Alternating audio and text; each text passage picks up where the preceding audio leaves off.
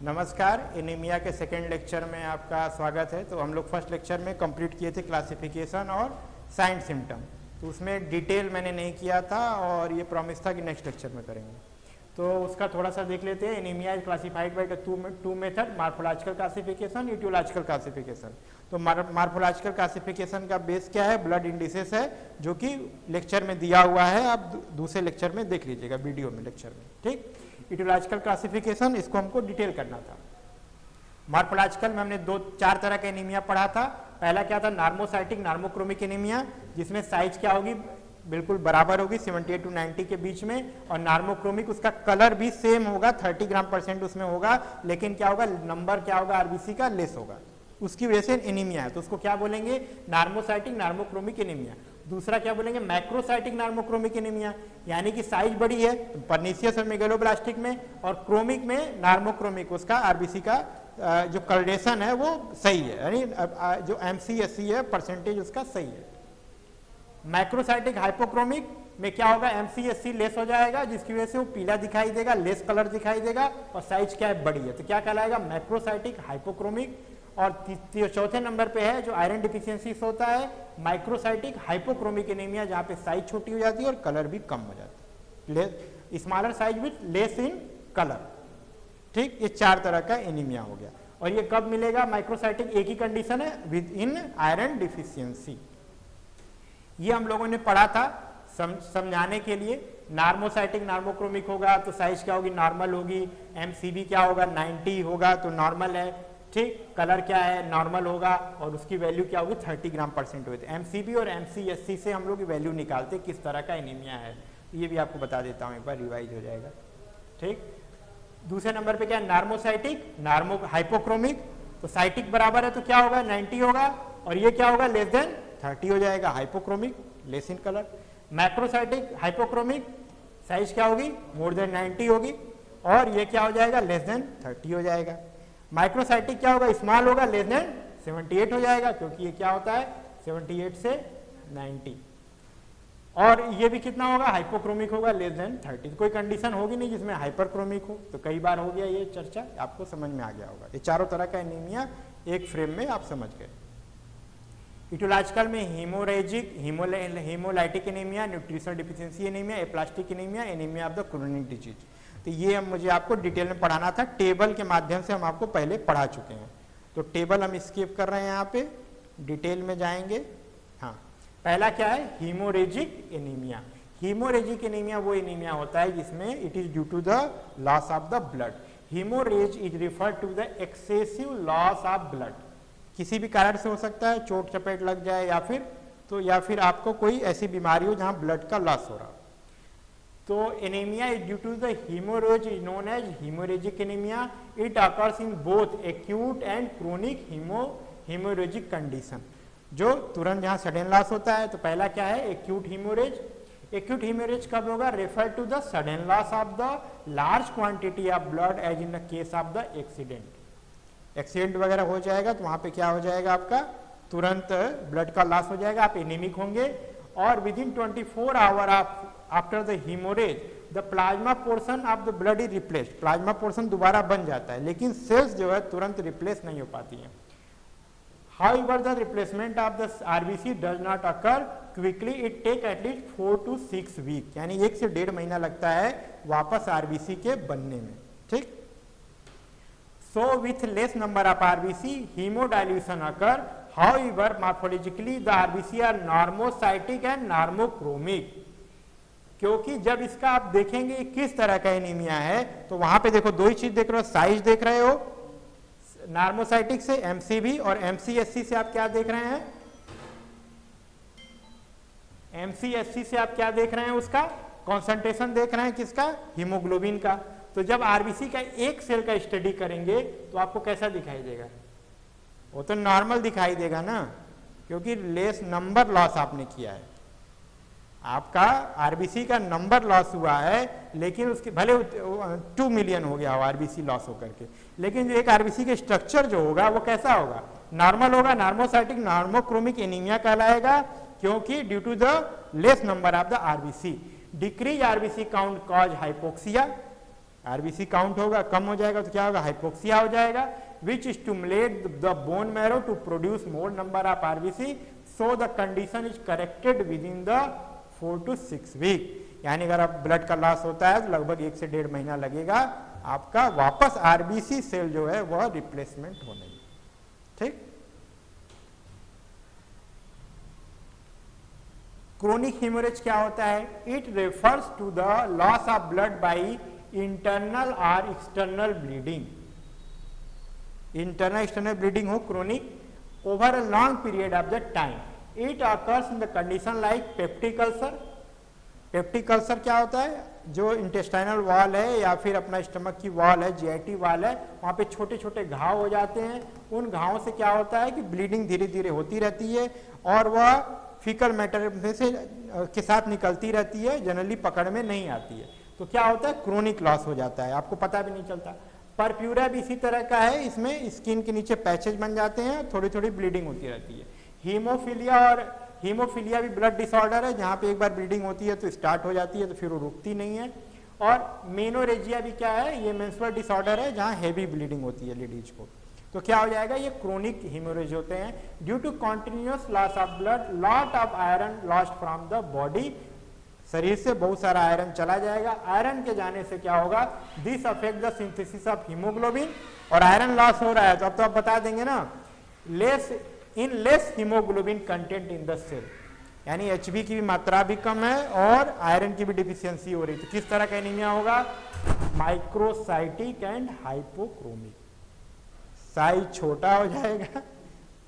कहाँ जा रहे हैं डॉक्टर साहब, आइए बैठिए। आरबीसी का साइज क्या हो जाएगा, छोटा हो जाएगा और हाइपोक्रोमिक हो जाएगा। हाइपोक्रोमिक का मतलब क्या हो गया, एचबी का कॉन्सेंट्रेशन कम हो जाएगा। ठीक, ये हो गया क्रोनिक हेमोरेज में। तो एक्यूट और क्रोनिक में अंतर करना हो तो क्या होगा, एक्यूट जो एनीमिया होगा, हेमोरेजिक एनीमिया होगा, उसमें क्या होगा, normocytic normochromic anaemia due to less number of RBC. इसमें क्या है, आरबीसी का लॉस हो रहा है, आयरन का भी लॉस हो रहा है, तो इसमें क्या हो जाएगा, RBC are the microcytic and hypochromic. Chronic वाले में क्या होगा, माइक्रोसाइटिक एंड हाइपोक्रोमिक। दूसरा भाग है हीमोलाइटिक एनीमिया। हीमोलिसिस क्या होता है, ऐसी कोई बीमारी जिसमें क्या है कि ब्लड आरबीसी सेल जो है ब्रेक डाउन हो जाए।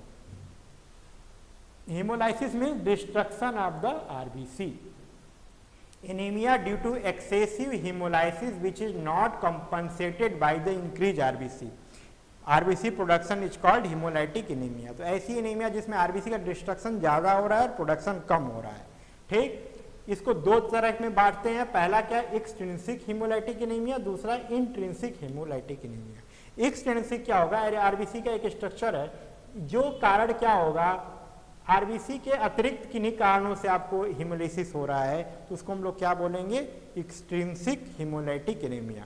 और जो कारण क्या है, आरबीसी के अंदर है, ये तो बाहर वाले क्या होगा, एक्सटर्नल, जो आरबीसी के अंदर है, इसके डीएनए आरएनए हीमोग्लोबिन कॉन्सेंट्रेशन बनने में चेंजेज हो रहे हैं। तो या फिर जनरली इसमें एग्जाम्पल क्या आते हैं, आपके हेरिडिटी डिसऑर्डर आते हैं, थैलेसीमिया वगैरह। तो ऐसे में क्या होगा, आरबीसी ब्रेकडाउन होते, वेरी फ्रेजाइल हो जाते, तो ये क्या कहलाएंगे, इंट्रिंसिक हेमोलाइटिक एनीमिया।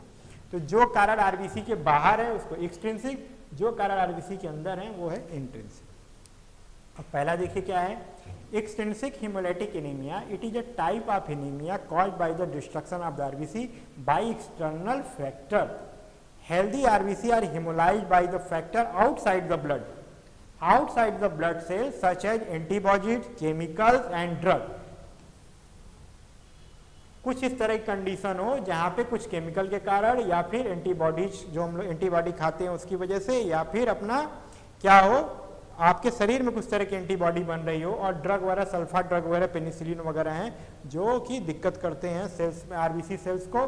तो उनकी वजह से अगर हीमोलिसिस हो रही है तो उसको क्या बोलेंगे, extrinsic haemolytic anaemia. Extrinsic haemolytic anaemia also called auto immune haemolytic anaemia भी इसको बोला जाता है। नेक्स्ट चलिए, common cause of external haemolytic anaemia. Common cause क्या होगा, बाहर है, आरबीसी सेल के बाहर, लीवर फेल हो जाए, रीनल डिसऑर्डर हो, हाइपर स्प्लिनिज्म, स्प्लिन की साइज बड़ी हो जाए, जितनी आरबीसी जाएगी उसमें ब्रेक कर जाएगी, बर्न हो जाए, सेल खत्म हो जाएंगी, ठीक, इन्फेक्शन हेपेटाइटिस हो जाए, मलेरिया हो जाए या सेप्टिसीमिया हो जाए, इन सब, देखिए मलेरिया में क्या होता है, हाइपर स्प्लिनिज्म भी मिलेगा और आरबीसी सेल भी ब्रेक डाउन होती है। Penicillin, anti malaria drug and sulpha drug, ये क्या है, एक्सट्रिंसिक कॉज है, एक्सट्रिंसिक हिमोलिटिक एनीमिया, आरबीसी को ब्रेक कर देते हैं। पॉइजनिंग बाई कोल तार, लेड पॉइजनिंग हो, इनकी वजह से हो। कुछ एंटी आरएच होते हैं, तो एंटी आरएच क्या है, ब्लड का 85% आरएच पॉजिटिव है और 15% क्या है, आरएच निगेटिव है, ठीक। तो एंटी आरएच हो जाए, शरीर में ऑटो इम्यूनिटी हो जाए, तो क्या होगा, अपने ही ब्लड सेल लॉस होने लगेंगे या ब्रेक डाउन होने लगेंगे। ऑटो इम्यून डिजीज है, जैसे रूमेटिक अर्थराइटिस में भी, क्रोनिक रूमेटिक अर्थराइटिस में भी एनीमिया देखने को मिलता है। अल्सरेटिव कोलाइटिस है, ये भी ऑटो इम्यून डिसऑर्डर है, इसमें कि ब्लड का लॉस होने लगता है कोलाइटिस के कारण, तो ऐसे में क्या होगा कि आपको एक्सटर्नल हिमोलिटिक एनीमिया देखने को मिलेगा। नेक्स्ट देखते हैं intrinsic haemolytic anaemia. Intrinsic haemolytic anaemia क्या है, आरबीसी के अंदर। तो आपको बताया थे दो चीजें इसमें आती है, एग्जांपल हेरिडिटरी होता है जनरली, तो क्या होगा, एग्जांपल पहले समझा देता हूं, anaemia caused by the destruction of RBC because of defective RBC. RBC क्या है, बाई कॉन्केव होने से उससे कुछ फायदा मिलता है मूवमेंट के समय, तो मूवमेंट में इसमें हो नहीं पाएगा, शेप चेंज हो जाता है। There is a production of unhealthy RBC which are short lived and are destroyed soon. वो क्या होता है, अनहेल्दी आरबीसी होते हैं। आरबीसी क्या है, साइज क्या है, 7.2 micron, by concave, A nucleus. तो अगर इसमें कुछ चेंजेज आ जाता है तो फिर क्या हो जाएगा, वो सर्कुलेशन में जल्दी नहीं टिक पाती हैं, ब्रेक डाउन हो जाती हैं। Intrinsic haemolytic anaemia is often inherited and include sickle cell anaemia और thalassaemia. Because of the abnormal shape of sickle cell anaemia में, इसमें क्या होता है, क्रिसेंट शेप का हो जाता है। Sickle cell anaemia and thalassaemia, the RBC become more fragile and susceptible to haemolysis. इस वजह से क्या होता है, आपको इंट्रिंसिक हीमोलाइटिक एनीमिया हो जाएगा। सिकल सेल एनीमिया क्या होता है, हेरिडिटरी डिसऑर्डर है, थोड़ा सा इसमें बता देता हूं आपको, थोड़ा आइडिया रहेगा। हेरिडिटरी डिसऑर्डर है, जेनेटिकल डिसऑर्डर की वजह से होता है, उसमें कैरेक्टर होते हैं, आप जेनेटिक्स में पढ़ते होंगे, उसमें कैरियर होते हैं, डोमिनेंसी होती है, जब डोमिनेंट होते हैं तो इस तरह कंडीशन होती है, कुछ खास जगहों पे पाई जाता है वहाँ के लोगों में। Sickle cell anaemia is inherited blood disorder characterised by the sickle cell of RBC. It is also called haemoglobin SS disease और सिकल सेल डिजीज। कहाँ मिलता है, it is common in African origin, it is common in people of the African origin. और sickle cell anaemia due to abnormal haemoglobin S, sickle cell haemoglobin in this alpha chain. हमें पता है haemoglobin एक alpha chain होती है, एक beta chain होती है, तो अल्फा चेन तो नॉर्मल होता है, बीटा चेन क्या होता है, एबनॉर्मल होता है। The molecules of the haemoglobin S polymerise into long chain and precipitate inside the cell. चूंकि एक साइड में सेल में प्रेसिपिटेट हो जाते हैं तो आरबीसी का शेप चेंज हो जाता है। Because of this the RBC attend sickle और crescent shape and become more fragile leading to hemolysis. Sickle cell anemia occurs when a person is retained with two abnormal gene, one from the each parent. मतलब दोनों से मिलेगा, उससे क्या हो जाएगा, इसमें दोनों में क्या होगा, कैरियर होगा माता पिता में, और जो बच्चे में आएगा दोनों से अगर आ जाता है तो क्या होता है, वो डोमिनेंट होकर के sickle cell anaemia disease cause कर देता है। ठीक, शेप बदलने का कारण बस यही है कि बीटा जो चेन है वो क्या हो जाता है, वो बहुत लॉन्ग हो जाती है, प्रेसिपिटेट कर जाता है सेल के अंदर ही, तो सेल क्या हो जाता है, एक तरफ हैवी हो जाता है, तो उसका शेप चेंज हो जाता है, क्रिसेंट शेप या मून शेप का हो जाता है, half moon. In children haemolyse sickle cell aggregate and block these vessels leading to infarction, stoppage of blood supply. Infarction is common in small bone. अगर ये जैसे मान लीजिए अगर लॉन्ग वेन्स में है या आर्टरी में है तो वहाँ सर्कुलेट कर जाएंगे, अगर कैपिलरी में तक जाएंगे तो क्या हो जाएगा, वहाँ पे ब्रेक डाउन होकर के ब्लॉक कर देते हैं। The infarcted small bone in hand and foot result in varying length in the digit. इसको हैंड एंड फुट सिंड्रोम भी बोलते हैं। क्या हुआ, ठीक है, जाओ एंजॉय करो। हैंड एंड फुट सिंड्रोम भी बोलते हैं, पढ़ने दो। फूट एंड हैंड सिंड्रोम बोलते हैं, हाथों में क्या होता है, सूजन हो जाता है और वहाँ पे जो आपके सेल्स में आरबीसी जो होते हैं वह आके उसमें टैकल कर जाते हैं, उसमें अटके रहते हैं। तो इसमें क्या करता है, जनरली इसका कोई इलाज नहीं है। वैसे आप जो क्या कर सकते हैं, सिकाई वगैरह कर सकते हैं, बर्फ की सिकाई वगैरह करेंगे तो थोड़ा आराम मिलता है। फिर क्या आता है, दूसरी बीमारी क्या है, thalassaemia. Thalassaemia is an inherited disorder characterised by the abnormal haemoglobin, characterized by the abnormal hemoglobin, also known as Coolidge anemia or Mediterranean's anemia. It is more common in Thailand and to some extent in Mediterranean country. तो सब जगह नहीं मिलता है, कुछ जगहों पे मिलता है। थैलेसीमिया या 2 टाइप, ये भी अल्फा थैलेसीमिया, जो अल्फा चेन में गड़बड़ी होगी तो अल्फा थैलेसीमिया बोलेंगे, बीटा चेन में गड़बड़ी होगी तो बीटा थैलेसीमिया बोलेंगे। The beta thalassaemia is very common among these two, इन दोनों में क्या है, इसका परसेंटेज ज्यादा है बीटा थैलेसीमिया का। ठीक है। इन नॉर्मल हीमोग्लोबिन, अब देखिए होता क्या है, in normal haemoglobin number of alpha and beta polypeptide chain are equal. ठीक। In thalassaemia the production of this chain become imbalance because of the defective synthesis of globin genes, गड़बड़ाता है उसमें, जो पॉलीमराइजेशन हो रहा है वहां। This cause precipitation of the polypeptide chain in immature RBC, precipitate कर जाएगा हैवी होने की वजह से, leading to destruction in the erythropoiesis, erythropoiesis proper नहीं होने देगा, सेल क्या हो जाएगा, immature होगा, इस वजह से क्या होगा, फ्रेजाइल हो जाएगा। This precipitation also occurs in mature red cell resulting in the hemolysis, RBC more fragile हो जाएंगे और ब्रेक डाउन कर जाएंगे। ठीक, बैठ जाइए। नेक्स्ट चलिए, alpha thalassaemia and beta thalassaemia. Alpha thalassaemia occur in foetal life और इन्फेंसी, तो इन्फेंट जो है इसमें सर्वाइव नहीं कर पाता है, इसी बीमारी में बच्चा जो है वो डेथ कर जाता है। Alpha thalassaemia occurs in foetal life और इन्फेंसी, माना intrauterine life. In this alpha chain are less or absent और एबनॉर्मल, अल्फा चेन में गड़बड़ है इसीलिए हम इसको अल्फा थैलेसीमिया बोलते हैं। In adult beta chains are in excess and in children gamma chain are in excess. This lead to the defective erythropoiesis and hemolysis.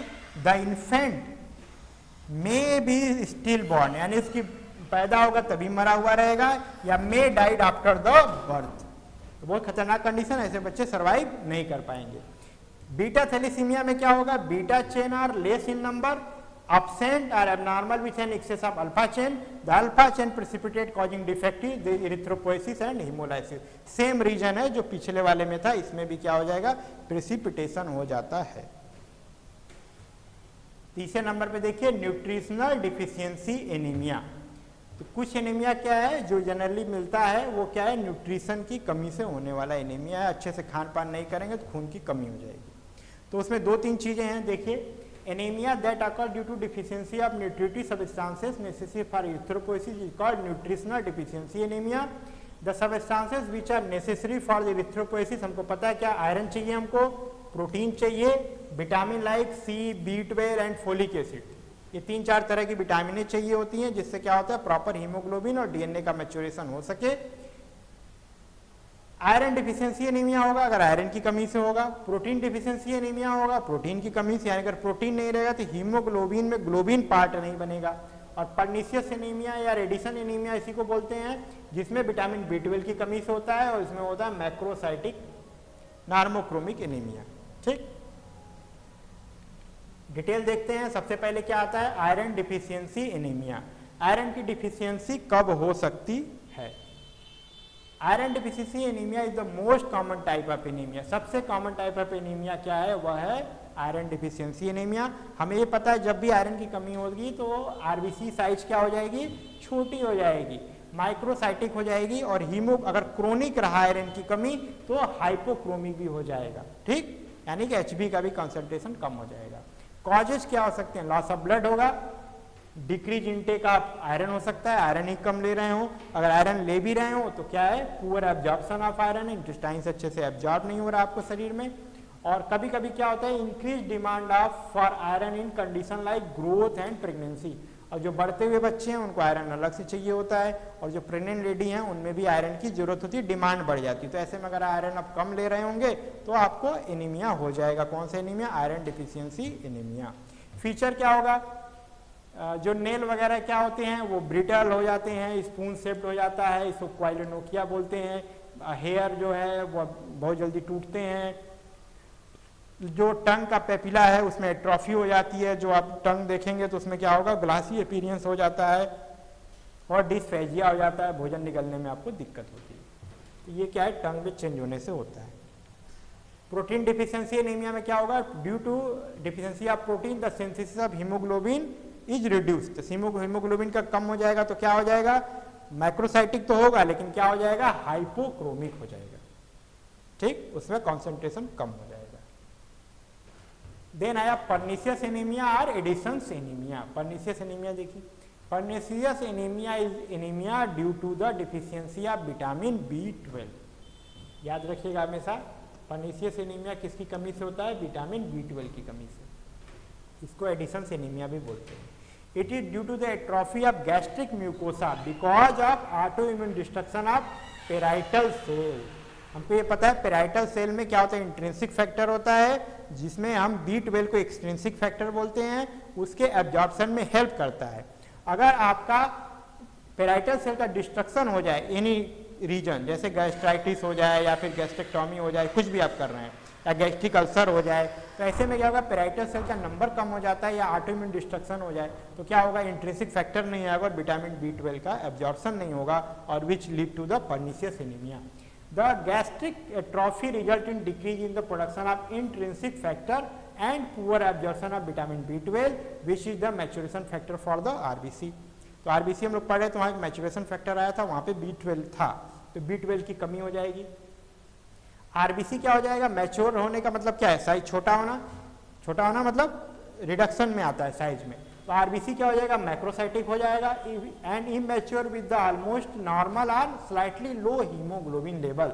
तो किस तरह का एनीमिया होगा, मैक्रोसाइटिक हो जाएगा, जाहिर सी बात है, macrocytic, RBC larger and haemoglobin concentration देखिए नॉर्मोक्रोमिक या हाइपोक्रोमिक हो सकता है।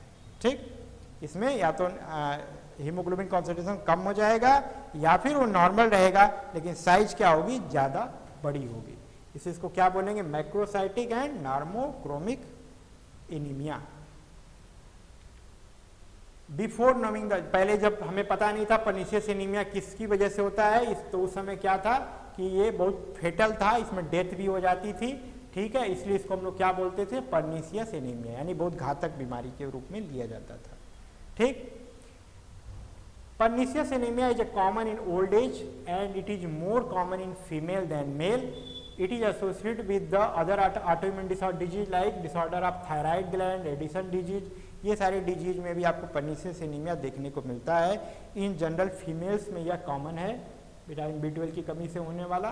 कैरेक्टरिस्टिक फीचर आप देखते हैं ऐसे पेशेंट में क्या होगा, सबसे पहले lemon yellow colour of the skin. Skin क्या हो जाएगा, पीले रंग का हो जाएगा, लेमन येलो कलर का हो जाएगा, एंड रेड सोर टंग। ठीक, न्यूरोलॉजिकल डिसऑर्डर कुछ होगा, जैसे पैरेस्थीसिया होता है। पैरेस्थीसिया क्या होता है, एबनॉर्मल सेंसेशन होता है पेशेंट को, तो क्या होगा, नंबनेस होगा, टिंगलिंग होगा, बर्निंग होगा। ऐसा पेशेंट बताए जलन हो रही है शरीर में, दाह में हो रहा है, या फिर कुछ कपकपाहट हो रही है, या फिर सेंसेशन लॉस हो रहा है। 3 चीज़ों को देखने को मिलेंगी। और प्लस क्या है, प्रोग्रेसिव वीकनेस, धीरे धीरे क्या होता है, शरीर कमजोर होते जाता है। और एटेक्सिया होता है। एटेक्सिया क्या होता है, आपको चलते फिरते समय मस्कुलर इनकोऑर्डिनेशन होता है, आपका सही से गेट सही नहीं रहता है। ठीक है, observe in the extreme condition. अगर एनीमिया बहुत हाई लेवल पे चला जाएगा, मतलब लक्षण में आपने उपचार अगर सही से नहीं किया तो चलते फिरते समय भी पेशेंट जो है वह सही से मैनेज नहीं कर पाता है। ठीक है, देन उसके बाद आता है मेगैलोब्लास्टिक एनीमिया। मेगैलोब्लास्टिक एनीमिया क्या है, इसमें भी साइज क्या हो जाता है, बड़ा हो जाता है, और ये भी एक तरीका क्या है, मैक्रोसाइटिक एनीमिया है। ठीक है, megaloblastic anaemia due to the deficiency of another maturation factor which is known as folic acid. तो मेगैलोब्लास्टिक एनीमिया किसकी कमी से होता है, due to less consumption of the folic acid. ठीक, here the RBC not mature. ये maturation factor RBC mature नहीं होगी, तो मैच्योर नहीं होगी क्या हो जाएगी, वह मेगैलोब्लास्टिक यानी बहुत बड़े साइज की दिखाई देगी। The DNA synthesis is also defective, so the nucleus remain immature. The RBC are megaloblastic and hypochromic. Feature of the pernicious anemia appear in megaloblastic anaemia, तो सेम लक्षण दोनों में दिखाई देगा। However neurological disorder may not develop, यानी ataxia वगैरह इसमें नहीं दिखाई देगा, लेकिन अन्य चीज़ें नंबनेस और एटेक्सिया नहीं दिखेगा, बाकी अन्य लक्षण जो है परनीशियस एनीमिया वाला ही मिलेगा। फिर क्या आता है आपका ए प्लास्टिक एनीमिया। प्लास्टिक का मतलब क्या होता है, कोई काम वहाँ पे जो हीमोपोएसिस वाली जो सेल्स हैं वो पूरा काम नहीं कर रही हैं। तो aplastic anaemia due to disorder of red bone marrow. Bone marrow में हमको ये पता है कि 25% जो क्या होती हैं वो आरबीसी प्रोडक्शन में काम करती हैं। अब एप्लास्टिसिटी हो गई तो मान लीजिए इसमें से 20% ही काम कर रही हैं। अब क्या बचा, 5% ही वर्किंग हुई। तो 5% जो वर्किंग हुई तो जो भी वो बनाएंगी वो क्या होगा, नॉर्मल सेल बनाएंगी, लेकिन क्या होगा, कॉन्सेंट्रेशन कम होगा। तो किस तरह का एनीमिया होगा, नार्मोसाइटिक नार्मोक्रोमिक, यानी कि जो सेल बनेगी वो तो नॉर्मल रहेगी, लेकिन क्या है उसका नंबर कम होगा। देख लो कब हो सकता है, बोन मैरो का डिसऑर्डर है, repeated exposure of the x-rays, gamma rays radiation, presence of bacteria, toxins, quinine, gold salt, benzene, radium, ये सब के यूज से excessive chronic condition of tuberculosis हो तब ऐसा देखने को मिलेगा। वायरल इन्फेक्शन, हेपेटाइटिस, HIV में भी ऐसा देखने को मिल सकता है। ए प्लास्टिसिटी मतलब क्या होता है, loss of function of haemopoiesis in the bone marrow. ठीक, कैसा एनीमिया होगा, नार्मोसाइटिक नार्मोक्रोमिक। फिर आया anaemia of the chronic diseases. Anaemia of the chronic disease, chronic disease कुछ बीमारियां होती हैं जिसमें क्या होता है, धीरे धीरे आरबीसी का प्रोडक्शन कम होने लगता है। Anaemia of chronic disease the second common type of the anaemia next to the iron deficiency. सबसे पहले क्या है, मोस्ट कॉमन क्या है, आयरन डिफिशियंसी, देन उसके बाद क्या है, anaemia due to the chronic diseases.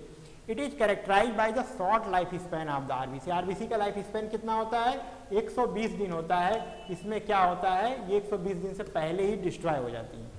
ठीक, caused by the disturbance in the iron metabolism or resistance to erythropoietin action।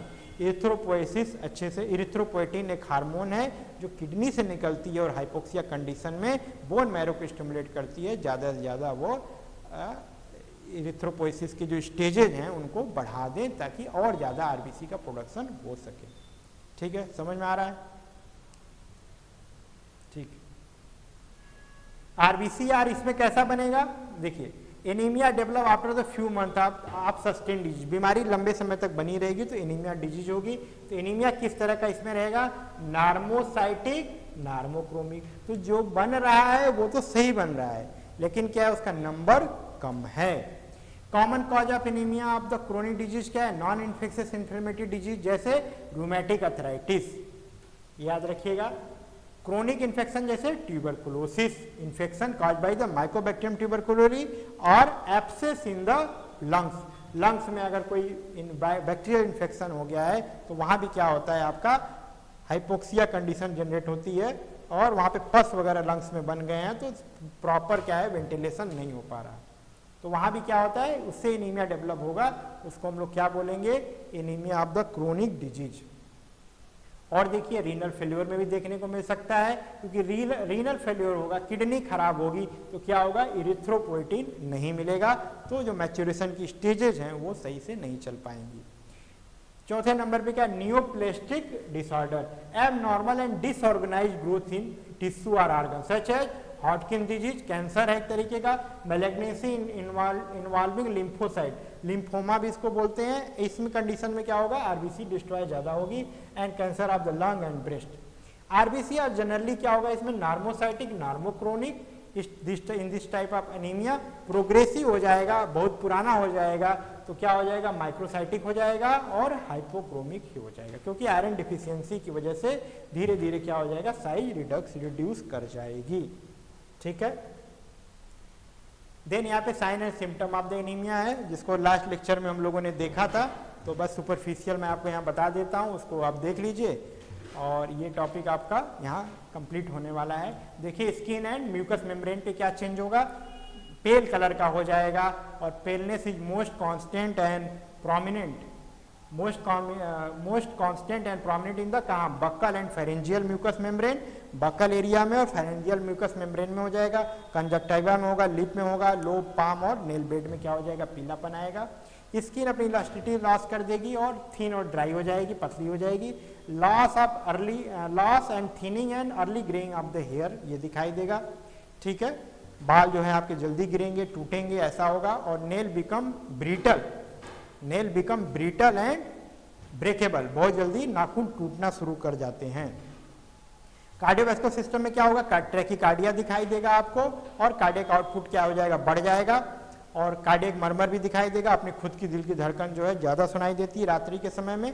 Respiration क्या होगा, इंक्रीज रेट इन रिस्पायरेशन होगा, और फोर्स ऑफ रिस्पायरेशन भी बढ़ जाएगा, क्योंकि इससे क्या हो जाएगा, कभी कभी आपको ब्रेथलेसनेस भी देखने को मिल सकती है, ठीक है।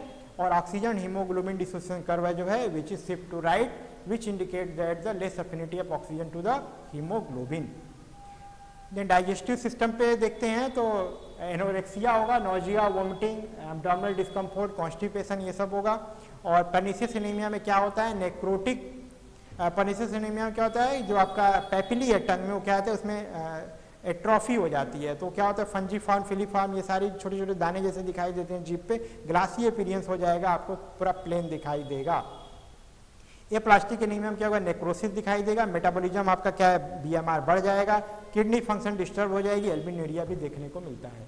रिप्रोडक्टिव सिस्टम में क्या हो जाए, मेंस्ट्रुअल साइकिल डिस्टर्ब हो जाएगी, आपको शुरुआत में हो सकता है मेनोरेजिया हो, और बाद में ओलिगोमेनोरिया और एमनोरिया भी हो सकता है। मेनोरेजिया में एक्सेसिव लॉस ऑफ ब्लीडिंग होती है, ओलिगो में लेस ब्लीडिंग, और एमनोरिया में कोई ब्लीडिंग होने, मेंसेस आना ही डिस्टर्ब हो जाता है, आता ही नहीं है, ठीक है। तो अगर शुरुआत का आपको एनीमिया हुआ है तो हो सकता है मेनोरेजिया की वजह से हुआ हो, excessive chronic loss of blood में हम देख सकते हैं, और उसको बोल सकते हैं chronic type of anaemia. Neurological system में आपको पता ही है, उसमें restlessness, irritability, drowsiness, dizziness, fainting, muscular weakness, और लैक ऑफ एनर्जी, फटीग, ये सारी चीज़ें आपको देखने को मिलेंगी। तो यहाँ पे टॉपिक समाप्त हो रहा है, और मुझे लग रहा है आपको बात पूरी अच्छे से समझ में आ गई है।